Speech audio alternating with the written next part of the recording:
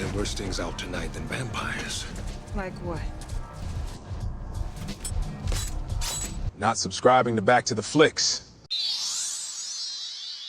What's going on, Flix fam? I'm Jay, and welcome back to the Flix. In 1998, before cinematic universes, before post-credit teasers, before superhero movies became a formula, there was Blade, a half-human, half-vampire hunter that stood between the shadows and the streets. There wasn't capes and quips. There was leather, steel, and blood-soaked nightclubs, ancient rituals, and a war that most of the world didn't even know existed. And at the center of it all, Wesley Snipes is Blade, disciplined, controlled, and surgical. And today I'm breaking down Blade scene by scene, from the blood rave to Lamagra's fall. So grab your popcorn, your snacks, and your drinks, and let's get back to the Flix.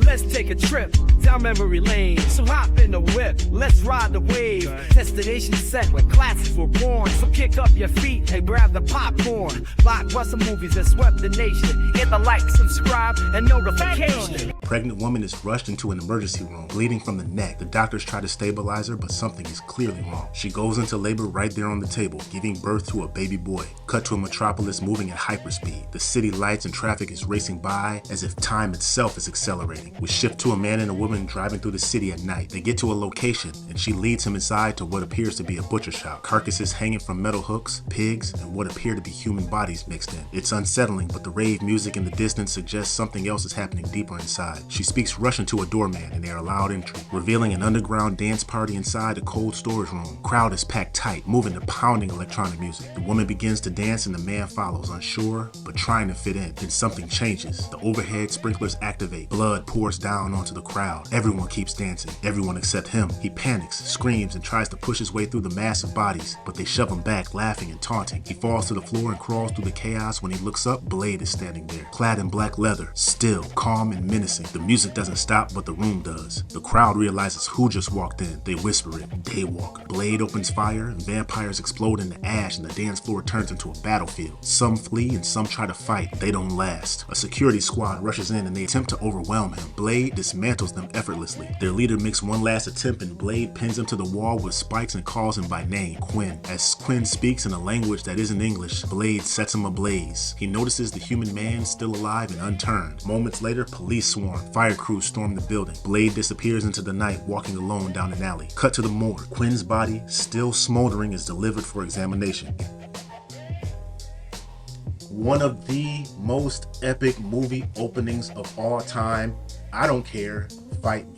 If you read any of the comic books about Blade and you know how Blade gets down, this is perfect. And the movie does something extremely smart here. It establishes a mythology before it establishes a personality. All the vampires know exactly who Blade is, and they know how he gets down. In the movie's initial beginning of the woman being rushed into the emergency room, nothing's really said here, but the undertones of this scene suggest that there's more to the story. Hey Flix fam, I want to know, if you went to a party and blood started to pour from the ceiling and everybody else was fine with it, what would you do? Put it in the comments. Even with the loud music, when Blade steps on the scene, he doesn't even have to say a word. The entire tone of the party shifts. These vampires went from predators to prey. And at the end of the party scene, when Blade calls Quinn by name, it lets you know that there's a history there. This isn't just a random hunt. In the dispatching of the vampires from 1998 CGI, this is pretty good. And even though all my Flix fam know I love practical effects, this movie does a pretty good job at combining the CGI and the practical to make it cohesive. And from the beginning of the movie to Quinn waking up in the morgue, it's not just an action sequence. This is the movie's mission statement. Inside the morgue, the charred body that was delivered earlier lies on the table, still smoking. The mortician is getting odd lab results from the corpse and decides to consult a colleague. There's familiarity between the two of them, a history. He insists that whatever tension exists between them has nothing to do with what he's about to say. As they examine the corpse more closely, the body suddenly moves. Before either of them can react, Quinn attacks Curtis, biting deep into his neck and tearing away a large chunk. He turns his attention towards the lab tech. She tries to flee, but to no avail, he catches and bites her. In the chaos, Blade arrives. He intercepts Quinn and slices off his hand, but before Blade can finish him, security busts into the room and opens fire. Not at the vampire, but at Blade. The distraction gives Quinn the opportunity to escape. He leaps through the window and crashes onto the roof of the ambulance below, which allows him to break through and make his escape. Blade shifts his focus to the woman. He knows what that bite means, that the transformation is inevitable. At first he hesitates, stepping back, and something inside him changes. Instead of leaving her, Blade lifts her and runs as the police flood the room. room. Gunfire erupts again. Blade hurls her through a window onto an adjacent building. Then he jumps after her, effortless. They move through the stairwell, evading police pursuit. Blade leads her outside and loads her into his vehicle. The city passes by as he drives her away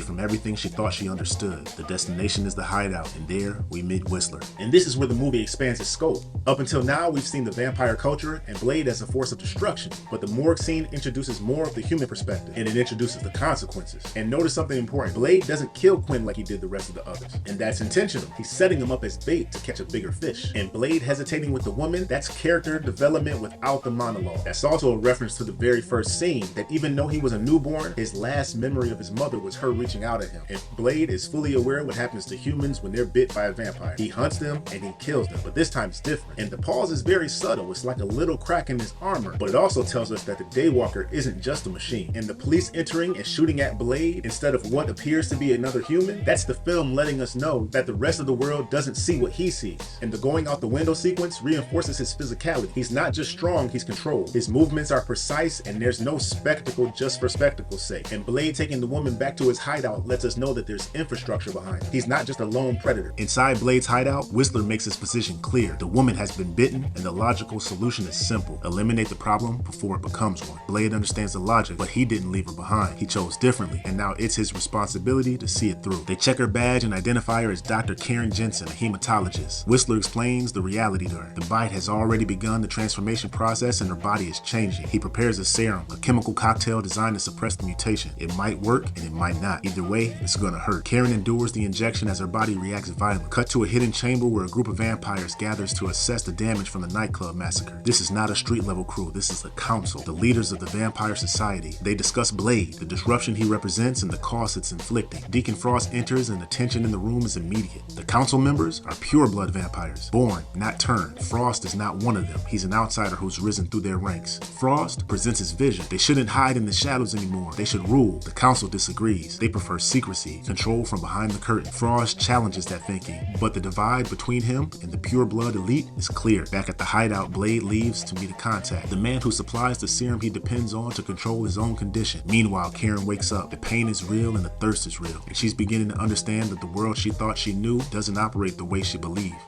This segment is about the ideology and the infrastructure of this world, telling us something about how both operations normally work. Blade isn't typically running a rehab. He hunts vampires, period. So what he's doing right now is definitely out of the norm. And even though she can be seen as kind of a plot device, she's also a morality test. Him breaking this rule speaks to something much bigger. And now the serum detail is very important. Blade isn't immune to vampirism. He manages it. That adds some vulnerability to the character. He's not invincible, he's regulated. And then we see the other side, the council. These aren't just the vampire monsters of the week. This is a society, a culture. This is politics. Pure blood versus turned. The old guard versus the new ambition. And Frost isn't just a protagonist, he's a revolutionary. Reckless, yes, but ideologically opposed to the council's conservative secrecy. And that tension is what fuels this conflict moving forward. And as Karen is discovering this world, the vampires are arguing about keeping it concealed. Two different awakenings happening at the same time. One being forced to accept it, and the other trying to control it. Back at the hideout, Blade and Whistler lay everything out for Dr. Karen Jensen. Vampires are real, there's a hidden war happening, and most humans never see it. And the police won't believe her, but even if they did, some of them are already compromised. Karen realizes quickly how isolated she is. Her colleague is dead, her profession can't protect her, and her world has shifted, and there's no going back. Elsewhere, Dragonetti, the leader of the Vampire Council, enters a digital archive room. He finds Deacon Frost attempting to decrypt ancient vampire texts. These are sacred scripts, old language, old power. Dragonetti warns him to abandon whatever he's chasing. Whatever secrets are buried in those writings are meant to stay buried, but Frost disagrees. He believes something powerful is hidden in those pages, something transformative. And back on the streets, Blade drops Karen off. He leaves her alone, or so it seems. She begins noticing strange details she would have overlooked. Subtle tattoos on people, markings, symbols. The hidden world is suddenly visible to her. Karen reaches her apartment. Moments later, a police officer enters. He informs her that her doctor colleague has been killed. Then he pulls a gun and tells her she's next. What he doesn't know is that Blade is already inside. Blade subdues the officer instantly. He explains to Karen that vampires use familiar, humans who serve them during the daylight hour. They act as messengers, enforcers, and facilitators while the vampires stay hidden. Under pressure, the familiar reveals information about the blood bank connection, but tension rises between Blade and Karen over how he's handling the interrogation. In the confusion, the familiar manages to escape custody. Alright Flix fam, the paranoia has officially entered the room. Imagine living in a world of vampires where the veil was just removed from your eyes. And if you took that information to any normal, rational person, they would think you were insane. And now we're in Dr. Jensen's position, and almost instantly running into two familiars on that elevator lets her know that this issue is more prevalent than she thought. And yeah, Blade used her as bait, but he didn't abandon her. He's very calculated. That's who he is. He never really leaves a loophole, just enough of an opening to allow them in, then he attacks. And Dragonetti confronting Frost. This is that tension again. The purebloods want preservation, but Frost wants evolution. And everyone living in this world, totally oblivious to the vampire presence, all while the vampires having those ancient texts lets us know that they've been keeping this secret for a very long time. Following the escaped cop, Blade and Karen track his movements to another nightclub. Loud music, controlled entry, layered security, and secrecy. But beneath it lies something more valuable than that dance floor. It's a front. Hidden behind secure doors is a digital archive, a centralized hub of vampire information. Across town, Deacon Frost hosts a lavish penthouse party. Vampires drinking, celebrating, and indulging. But Frost himself is separate from the crowd. He sits alone at a computer terminal. The first translation of the ancient vampire archives is complete. The imagery on the screen reveals something monumental, a ritual chamber with pure-blooded vampires positioned in a circular formation. Symbolism, ceremony, and power. Before Frost can study it further, the cop familiar arrives and informs him that Blade has infiltrated another operation. Frost's patience ends. He grabs the familiar and violently tears open his neck. The message is clear. Failure has consequences. It's unforgivable. Frost then instructs Quinn, his trusted lieutenant, that their new objective is simple. Don't kill Blade, capture him alive.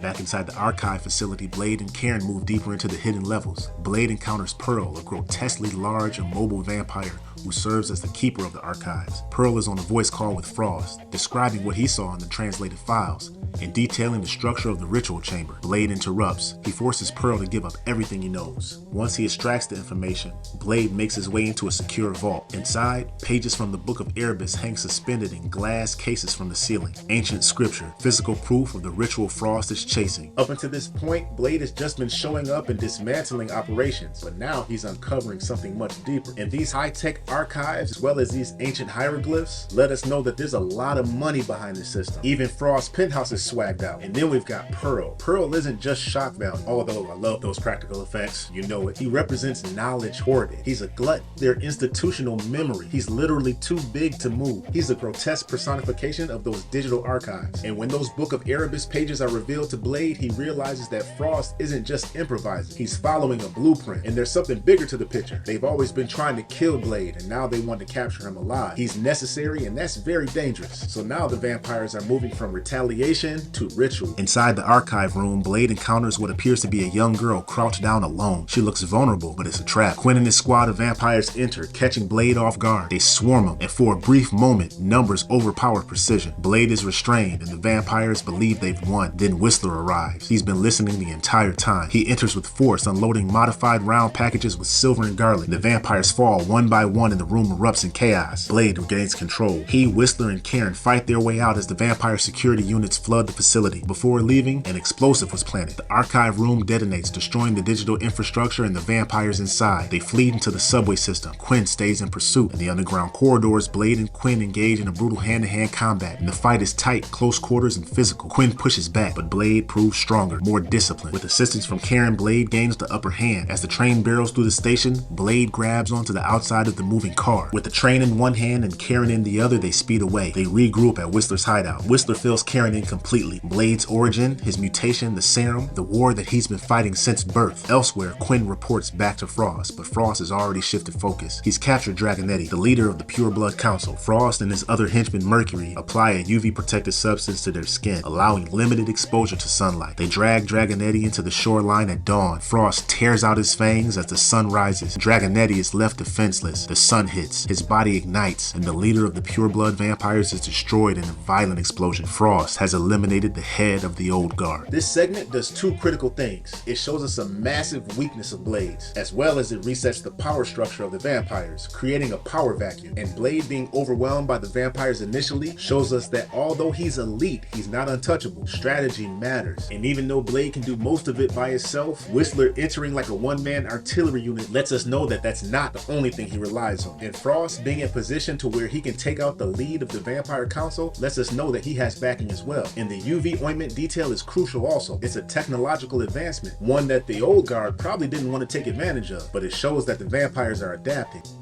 Back at the hideout, Karen begins working. She's retrieved equipment from her lab and starts analyzing vampire blood. During the testing, she discovers something critical. When she introduces a specific anticoagulant into the vampire blood, the reaction is violent, catastrophic. The compound destabilizes their physiology. It's a potential weapon, and Karen draws blood from Blade himself. Her goal is to engineer a more adaptive serum, something stronger to suppress his cravings and stabilize his condition. During the process, Blade tells her something he hasn't said before, that Whistler is sick, it's cancer, and it's progressing. After examining Karen more closely, Whistler delivers difficult news. The serum didn't stop the transformation in time. Her body is still turning. It had 2 days at most before she fully becomes a vampire. The clock is now active. Blade makes his way to go retrieve some of his original serum from his source. He encounters Frost again, but something's different. It's daylight, and after a brief exchange, it escalates into gunfire. Blade sends 2 shots in Frost's direction. He avoids them using a nearby girl as a distraction, tossing her onto the road into oncoming traffic. Blade stops his pursuit to save her. Frost escapes.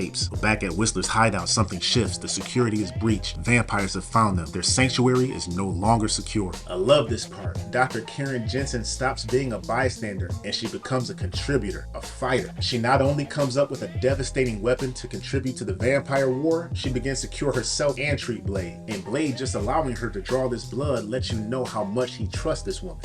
And Whistler's medical reveal grounds the move. It reminds us that this isn't just fantasy warfare. Mortality exists on both sides. He's fighting a supernatural war and an internal one. And Frost being out in the middle of the day and using a little girl as leverage lets us know he doesn't care about innocence. That's nowhere in his philosophy. Blade, on the other hand, stops. And that's the difference between the hunter and the tyrant. And the escalation of the hideout being compromised so quickly lets us know that the tyrant means business. Blade returns to the hideout. It's been breached. Karen is gone. Whistler is still alive, but barely. He's been bitten and left for dead. Whistler warns Blade about what's coming. If Frost completes the ritual outlined in the Book of Erebus, an ancient blood god, Lamagra, will rise. And there's more. Blade's blood is essential to the ritual. His unique physicology, human and vampire, makes him the catalyst. That knowledge doesn't slow him down one bit. He arms up, centers himself, and heads out. He storms the vampire headquarters with force, cutting through security without hesitation. Vampires fall, familiars fall, and there's no negotiation. In the hallway, 2 elite vampire guards engage.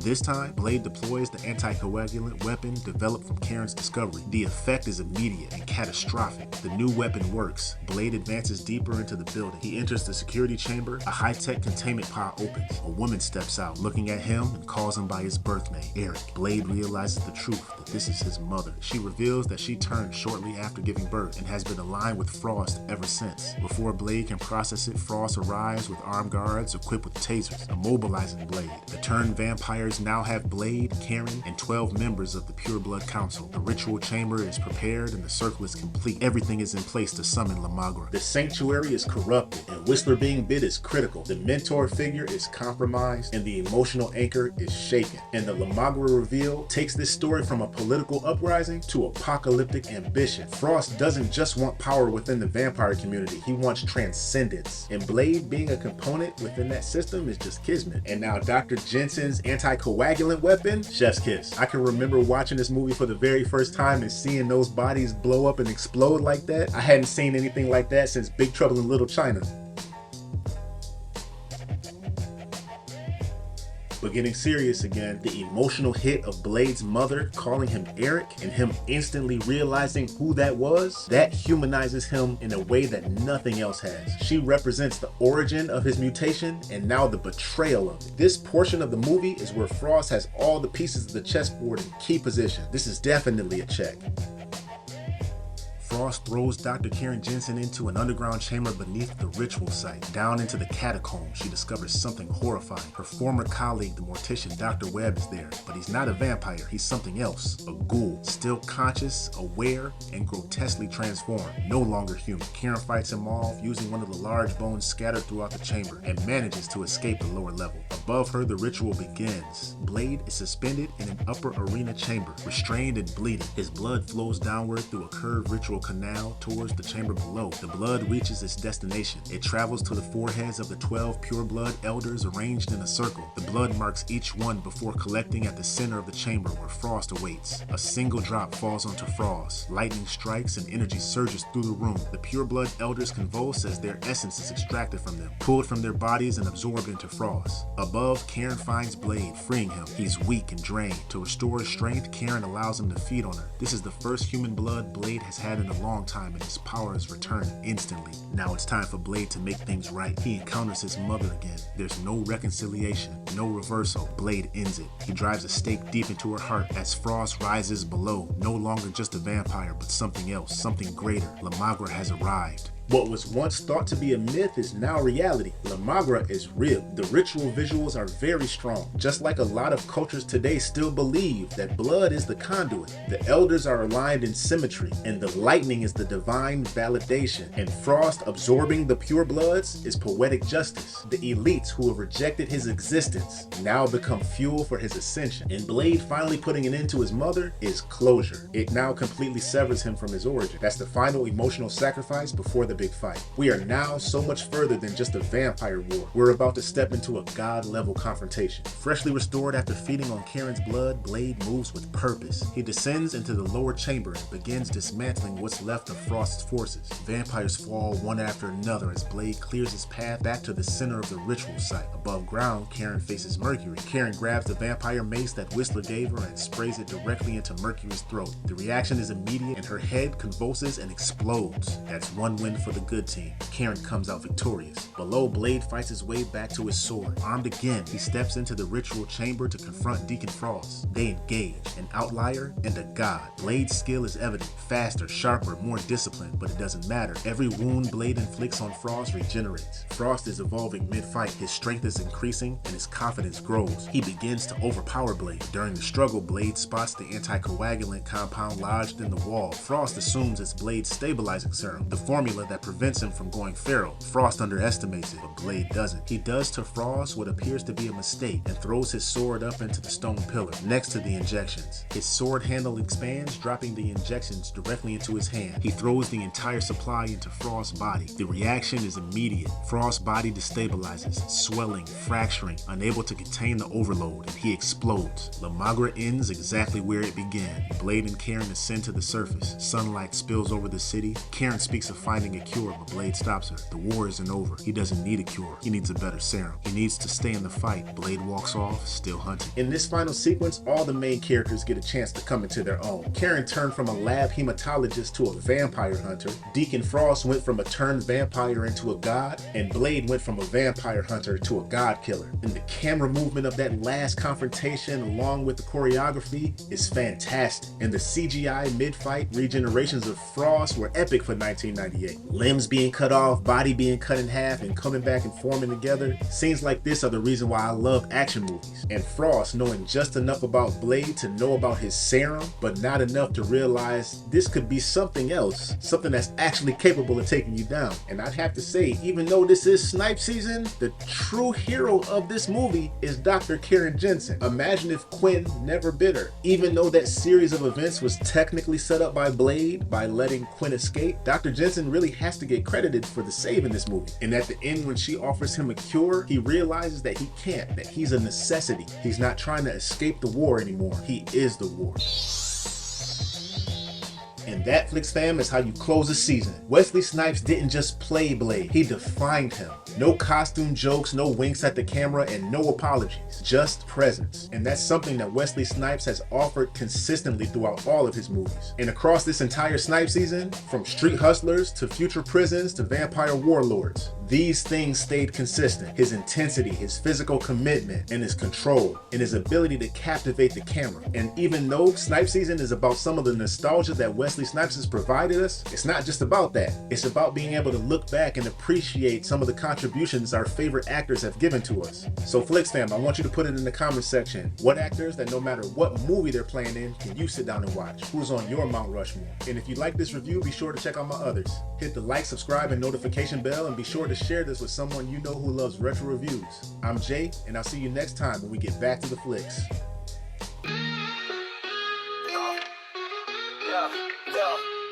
We're going back to the flicks, rewind the mix. 80s flicks, family ties in the Netflix fix. Reliving those days with the little ones amazed in this retro wave. Old classics pave the way. Back to the flicks, rewind the mix. 80s flicks, family ties in the Netflix fix. Reliving those days with the little ones amazed in this retro wave.